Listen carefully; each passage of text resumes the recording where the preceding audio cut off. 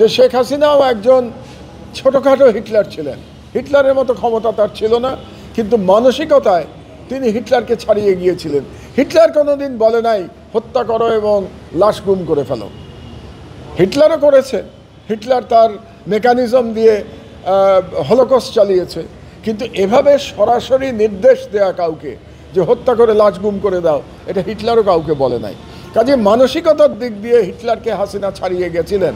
কাজে আমিও বলতে চাই বাংলাদেশে যে নেভার এগেইন বাংলাদেশে আর কখনো যেন কেবল শেখ হাসিনা এবং আওয়ামী লীগের ফ্যাসিবাদ না, আর কোনো ফ্যাসিস্ট শাসক যেন বাংলাদেশে আর কখনো না আসে, এটাই আমি বলতে চেয়েছি। এবং আমার শেষ বক্তব্য এটাই ছিল যে এই বিচারের মাধ্যমে, ট্রাইব্যুনালের বিচারের মাধ্যমে বাংলাদেশের আমরা জাতি হিসেবে আমরা বলতে চাই নেভার এগেইন আর কোনো দিন যেন বাংলাদেশে কোনো ফ্যাসিস্ট, কোনো অটোক্রেটিক রেজিম না আসে।